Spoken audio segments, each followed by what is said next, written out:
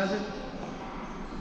हजुर म भर्खर नेपालबाट आएको है मलाई चाहिँ यो रिचार्ज गर्न अलिकति हेल्प गर्नुहुन्थ्यो कि यसलाई यसो गर यहाँ इङ्ग्लिस दाब्ने हो अनि यो कार्डलाई यहाँ तल गर अब कति पैसा राख्ने हो 3000 5000 10000 30000 50000 कति